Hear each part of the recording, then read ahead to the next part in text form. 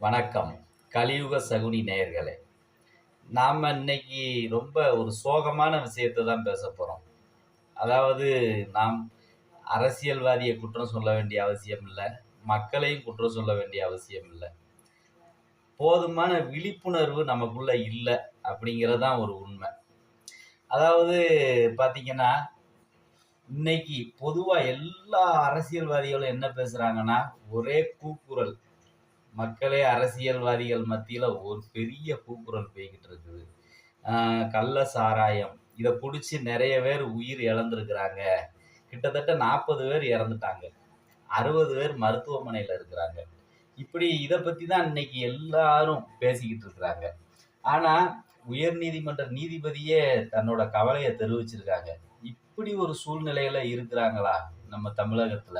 இப்படி ஒரு சட்டம் ஒழுங்கு அதெல்லாம் போய்க்கிட்டு இருக்குது. அப்படின்னு ரொம்ப வருத்தம் தெரிவிச்சிருக்கிறாங்க. ஆனா, இதுக்கு முழுக்க முழுக்க நமக்குள்ள இருக்கிற ஒரு விழிப்புணர்வு குறைபாடுன்னு தான் சொல்லணும்.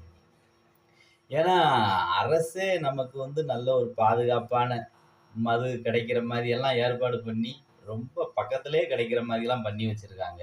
அப்படி இருக்கிற சூழ்நிலையில எதுக்காக இப்படி ஒண்ண தேடி போய் ஒரு விஷத்த நம்ம உடம்புக்குள்ள எடுத்து, இத்தனை உயிரிழப்ப எதுக்கு நம்ம சந்திக்கணும்? அப்படின்னு யோசிக்க தோணுது நமக்கே. அப்ப யோசிக்கும்போது பார்த்தீங்கன்னா, அப்ப இதுக்குள்ள இருக்கிற அந்த விஷத்தன்மை, அந்த விஷத்த பத்தின விழிப்புணர்வு நமக்குள்ள இல்ல. அப்படிங்கிறது தான் உண்மை. அப்ப அத பத்தி நம்ம தெரிஞ்சிருந்ததுன்னு வச்சுக்கோங்க, கண்டிப்பா இது போன்ற உயிரிழப்புகள் நடந்திருக்காது. இன்னைக்கு அந்த தர்மபுரி பக்கத்துல இருக்க அந்த கிராமத்த பார்க்குறோம். அதாவது மயான அமைதி அப்படிங்கிற ஒரு வார்த்தைய கேள்விப்பட்டிருக்கிறோம். ஆனா ஒரு ஊரே இந்த மாரி ஒரு சூழ்நிலையில மாட்டியிருக்குது அப்படின்னா, யோசிச்சு பார்க்கவே ரொம்ப கொடூரமா இருக்குது. ஒரே தெருவுல இங்க பந்தல் போட்டிருக்கிறாங்க. இறந்திருக்காரு. 4 வீடு தள்ளி இன்னொரு பந்தல். அடுத்த வீட்ல பார்த்தா, ஒரே வீட்ல 2, 3 பேர் இறந்திருக்கிறாங்க. அந்த மாரி செய்தியெல்லாம் கேட்கறதுக்கே ரொம்ப நமக்கு மன உளைச்சல் ஏற்படுத்துது. ஏன் எவ்வளவோ ஒரு திறமைசாலிகள், எவ்வளவு டெவலப்மெண்ட் ஒரு கண்ட்ரில நம்ம இருந்துகிட்டு இருக்கிறோம். வளர்ச்சிய நோக்கி ரொம்ப வேகமா போய்க்கிட்டு இருக்கிற இந்தியால நம்ம வாழ்ந்துகிட்டு இருக்கிறோம். ஆனா, இப்படி ஒரு அறியாமையா போய் மாட்டி இறக்குறாங்கன்னா, என்னங்க சொல்றது? ஒரு விபத்துல மாட்டி இறக்குறது வேற. ரயில் ஆக்சிடென்ட் ஆகுது, பஸ் ஆக்சிடென்ட் ஆகுது. அதெல்லாம் ஒரு விஷயம் என்னன்னா, ஒருவர் செய்யற தப்பால அத்தனை உயிர் போகுது. ஆனா, இது ஒவ்வொருத்தரும் தனிப்பட்ட முறையில சிந்திக்கிற குணமுடைய மனிதர்கள் இவங்கெல்லாம்.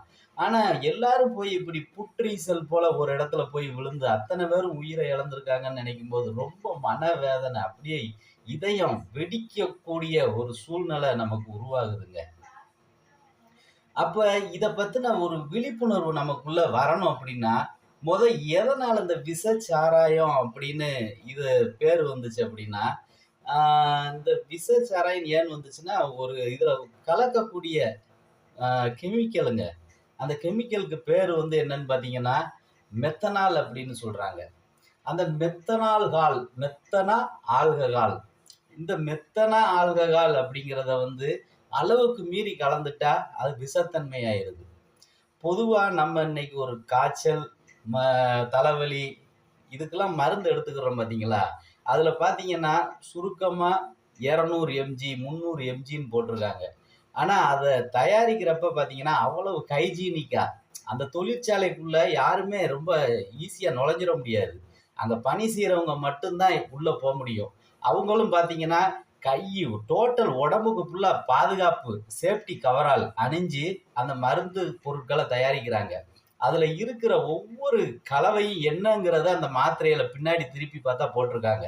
0.05, 0.01 இந்த மாரி கலவைகள் கலந்து அந்த மருந்து நமக்கு மார்க்கெட்டுக்கு வருது.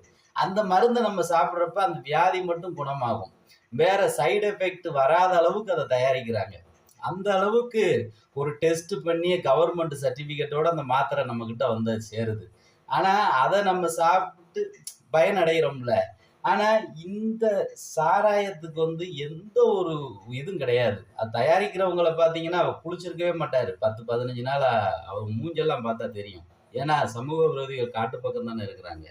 அப்ப அவங்க அப்படி ஆட்கள் அது என்ன தயாரிச்சிருப்பாங்க? அங்க என்ன சுத்தம்? என்ன ஒரு கலப்பு? என்னென்ன கலந்திருக்காங்க? எவ்வளவு மிக்ஸ் பண்ணணும்? எதுவுமே கிடையாது. ஏதோ சமையல் பண்றப்ப சமையல் பண்ண தெரியாதவர் சமைப்பார்ல. ஓரளவு மசாலு, கொஞ்சம் உப்பு, என்னத்தையோ கொஞ்சம் அள்ளி போட்டு பண்ற மாரி இத பண்ணி, இத வந்து விஷமா ஆக்கிர்றாங்க. அதுல வந்து இந்த மெத்தனால் அப்படிங்கிறது தான் விஷத்தன்மை உடையது. இந்த மெத்தனால் வந்து நம்ம உடம்புக்குள்ள போகுதுன்னு வச்சுக்கோங்க. அது என்ன செய்யுதுன்னா, நம்ம உணவு மண்டலத்தையும், நரம்பு மண்டலத்தையும் தாங்க அது போய் பாதிக்குது.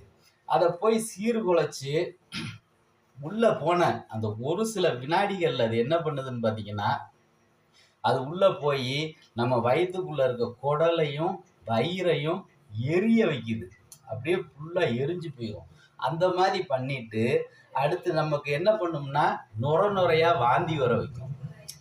நுரையான வாந்தி. அப்படி அந்த வாந்தி வந்து அவரு ரொம்ப ஒரு சோர்ந்த நிலைக்கு போயிருவாரு. போன விட்டு அடுத்து என்ன பண்ணும்னா, இது நரம்புகள் வழியா மூளைக்கு போகுது. மூளைக்கு போன உடனே, மூளையில இருக்க செல்லுகள் எல்லாம் அழிஞ்சு போயிருங்க. அப்படி அழிஞ்ச உடனே அவரு மயக்க நிலைக்கு போறாரு.